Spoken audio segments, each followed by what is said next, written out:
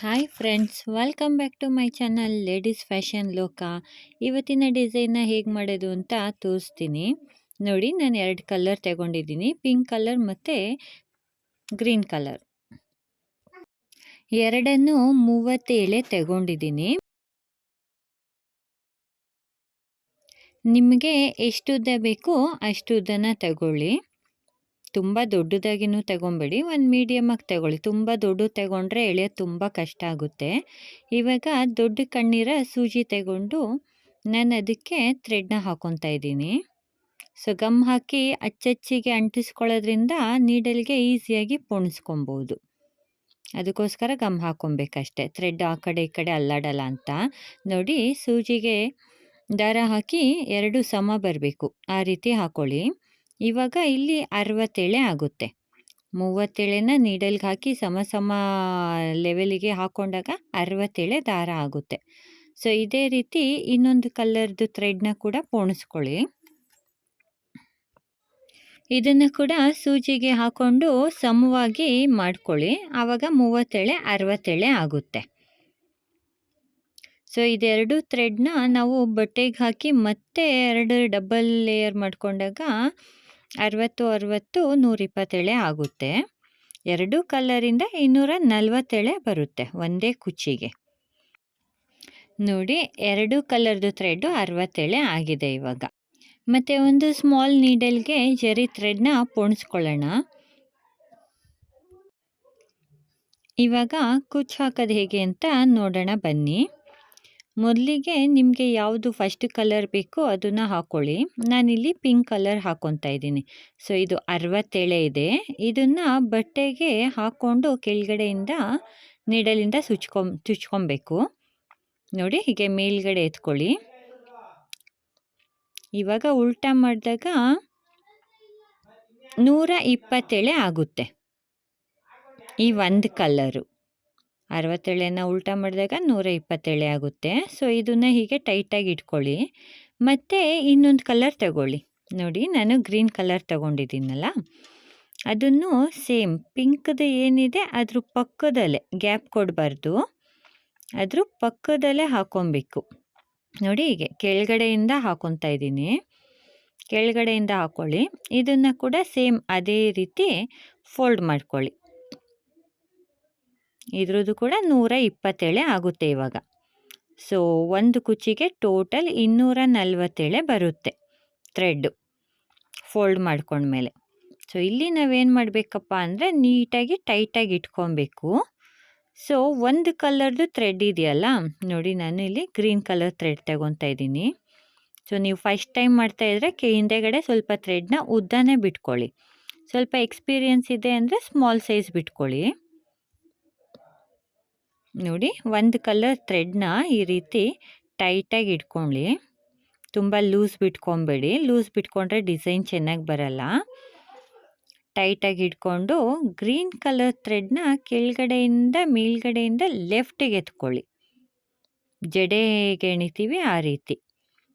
ನೋಡಿ, green colour ಥ್ರೆಡ್ನ ಈ ಕಡೆಯಿಂದ ಮುಂದೆಗಡೆಗೆ ಎತ್ಕೊಳ್ಳಿ. ತುಂಬ ಸ್ಲೋ ಆಗಿ ತೋರಿಸ್ತಾ ಇದ್ದೀನಿ. ನೋಡಿ, ಈ ಕಡೆಗೆ ಎಲ್ಲ ಥ್ರೆಡ್ಡಿಂದ ಆ ಕಡೆಗೆ ಎತ್ಕೊಳ್ಳಿ, ಲೆಫ್ಟಿಗೆ. ಸೊ ಇವಾಗ ಉಳಿದಿದ್ದು ಪಿಂಕ್ ಏನಿದೆ ಅದನ್ನು ರೈಟಿಗೆ ಎತ್ಕೊಳ್ಳಿ. ಒಂದು ಥ್ರೆಡ್ನ ಲೆಫ್ಟಿಗೆ, ಇನ್ನೊಂದು ಕಲರ್ ಥ್ರೆಡ್ನ ರೈಟಿಗೆ ಎತ್ಕೊಬೇಕು. ನಾವು ಸೇಮ್ ಜಡೆ ಹೇಗೆ ಹಾಕ್ತೀವಿ ಅದೇ ರೀತಿ. ಸೊ ಇಲ್ಲಿ ತುಂಬ ಟೈಟಾಗಿ ಇಟ್ಕೊಂಡಿರಿ, ಲೂಸ್ ಬಿಟ್ಟರೆ ಡಿಸೈನ್ ಅಷ್ಟು ಚೆನ್ನಾಗಿ ಬರಲ್ಲ. ಸೊ ಇವಾಗ ಜರಿ ಥ್ರೆಡ್ ಏನು ಮಾಡಿದ್ದೀವಿ ಅದರಿಂದ ಕಟ್ಕೊಬೇಕು. ಸೊ ನಾನು ನೀಡಲಿಂದ ಹಾಕ್ಕೊತಾ ಇದ್ದೀನಿ. ಹಿಂದೆಗಡೆಯಿಂದ ನೀಡಲ್ ಚುಚ್ಕೊಳ್ಳಿ ಸೆಂಟರಿಗೆ.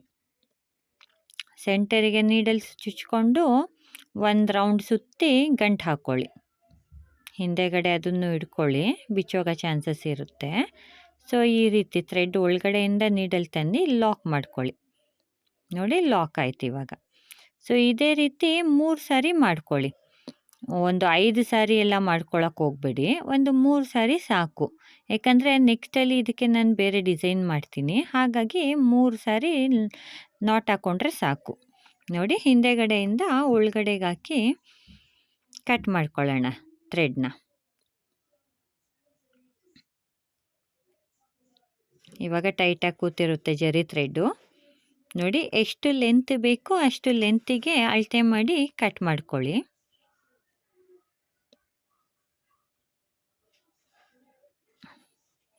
ನೋಡಿ ಡಿಸೈನ್ ಎಷ್ಟು ಚೆನ್ನಾಗಿ ಕಾಣಿಸ್ತಾ ಇದೆ. ಸೊ ಪಿಂಕು ಸೆಂಟರಿಗೆ ಬರೋ ರೀತಿ ಮಾಡ್ಕೊಂಡಿದ್ದೀನಿ. ಗ್ರೀನ್ದು ಆ ಕಡೆ ಈ ಕಡೆ ಸ್ವಲ್ಪ ಸ್ವಲ್ಪ ಕಾಣಿಸ್ಬೇಕು ಆ ರೀತಿ ಮಾಡ್ಕೊಂಡಿದ್ದೀನಿ. ಸೊ ಇಲ್ಲಾಂದರೆ ಗ್ರೀನ್ದು ಫುಲ್ಲು ಲೆಫ್ಟ್ ಸೈಡಿಗೆ ಬರೋ ಹಾಗೆ, ಪಿಂಕ್ ಫುಲ್ಲು ರೈಟ್ ಸೈಡಿಗೆ ಬರೋ ಹಾಗೆ ಮಾಡ್ಕೊಬೋದು.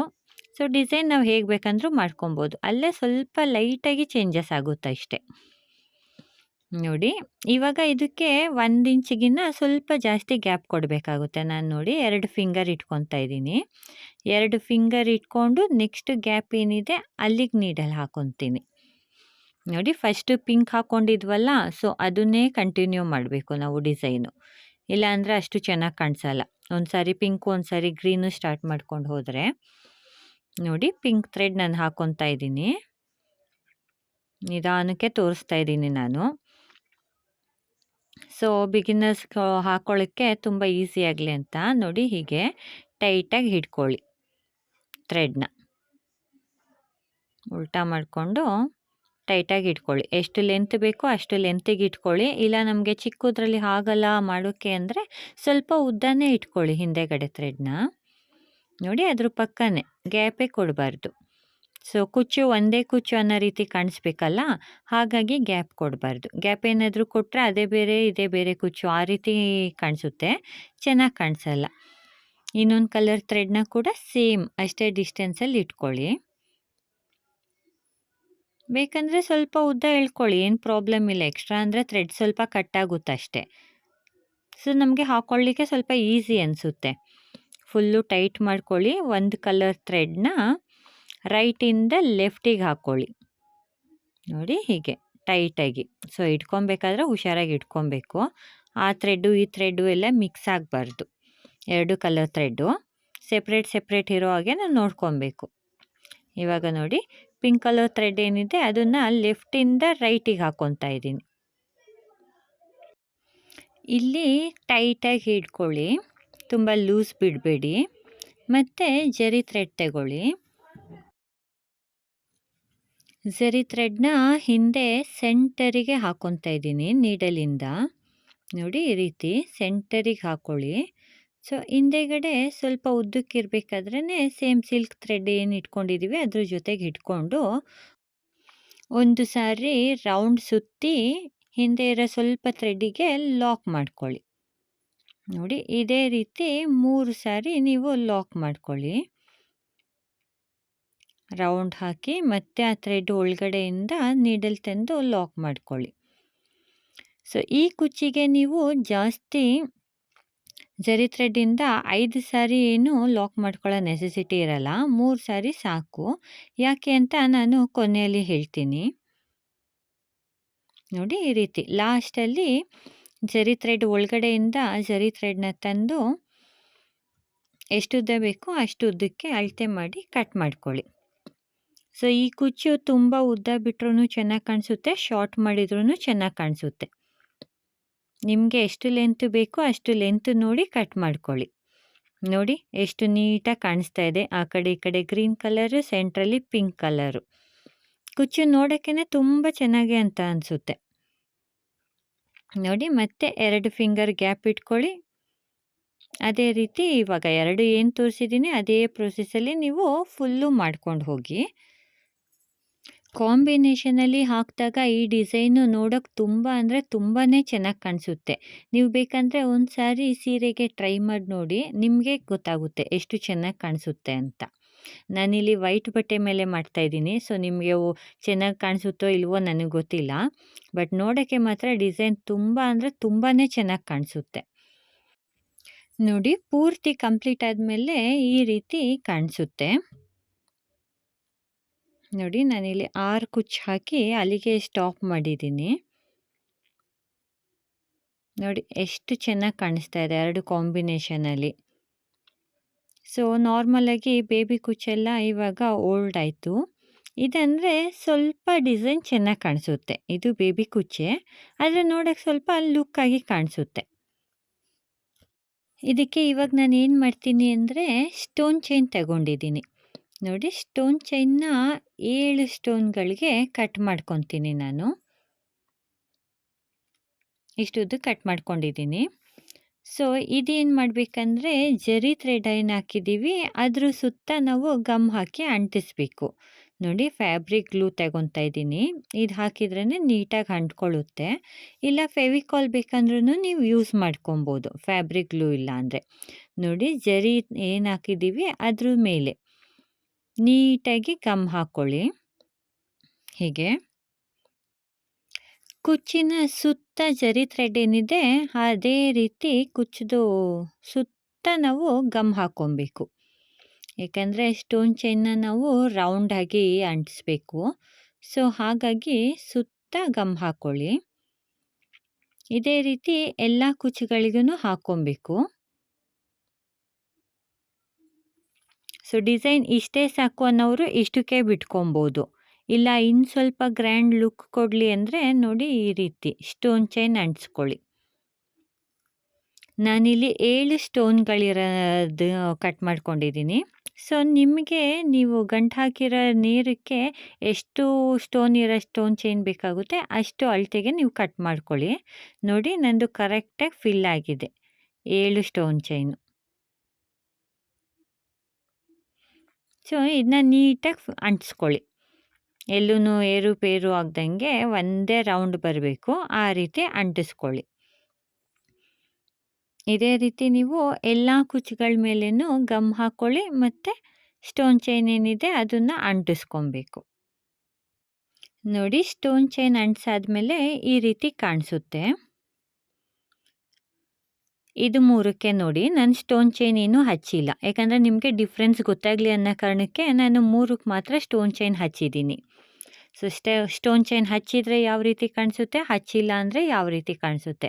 ಎಲ್ಲರಿಗೂ ಒಂದೇ ಡಿಸೈನ್ ಇಷ್ಟ ಆಗುತ್ತೆ ಅಂತ ಹೇಳಕ್ಕೆ ಬರಲ್ಲ ಅಲ್ಲ. ಸೊ ಹಾಗಾಗಿ ಸ್ಟೋನ್ ಚೈನ್ ಇಷ್ಟಪಡೋರು ಸ್ಟೋನ್ ಚೈನ್ ಹಚ್ಕೊಳ್ಳಿ, ಇಲ್ಲ ಪ್ಲೇನ್ ಇರೋರು ಪ್ಲೇನ್ ಬೇಕಂದ್ರೂ ಬಿಟ್ಕೊಬೋದು. ಸೊ ಇವಾಗ ಇಲ್ಲಿ ಸ್ಟೋನ್ ಚೈನ್ ಜೊತೆಗೆ ನಾನು ಏನು ಮಾಡ್ತೀನಿ ಅಂದರೆ ಒಂದು ಸ್ಮಾಲ್ ಗೋಲ್ಡನ್ ಬೀಡ್ ಅಂಟಿಸ್ತೀನಿ ಸೆಂಟರಿಗೆ. ನೋಡಿ ಕುಚ್ಚದು ಸೆಂಟರ್ ಏನಿದೆ ಅಲ್ಲಿಗೆ ಗಮ್ ಹಾಕಿ, ಇಲ್ಲೇನು ನಾನು ನೀಡಲಿಂದ ದಾರ ಹಾಕ್ಕೊಂಡು ಹೊಲ್ಕೊಂಡಿಲ್ಲ, ಜಸ್ಟ್ ಒಂದು ಗಮ್ ಹಾಕಿ ಒಂದು ಸ್ಮಾಲ್ ಬೀಡ್ ಅಂಟಿಸ್ಕೊಂಡಿದ್ದೀನಿ, ಗೋಲ್ಡನ್ ಕಲರ್ ಬೀಡ್ ಅಂಟಿಸ್ಕೊಂಡಿದ್ದೀನಿ. ಇಲ್ಲಿ ಬೇಕಂದರೆ ನೀವು ಕುಂದನ್ ಬೇಕಂದ್ರೂ ಅಂಟಿಸ್ಕೊಬೋದು, ಇಲ್ಲ ಖಾಲಿ ಬೇಕಂದ್ರೂ ಬಿಟ್ಕೊಬೋದು, ಅದು ನಿಮಗೆ ಬಿಟ್ಟಿದ್ದು. ನಿಮಗೆ ಯಾವ ಡಿಸೈನ್ ಇಷ್ಟ ಆಗುತ್ತೆ ಆ ರೀತಿ ಡಿಸೈನ್ ಮಾಡ್ಕೊಬೋದು. ಬಟ್ ಕುಚ್ಚು ಮಾತ್ರ ಪ್ಯಾಟ್ರನ್ ಒಂದೇ ಇರುತ್ತೆ ಎಲ್ಲದಕ್ಕೂ.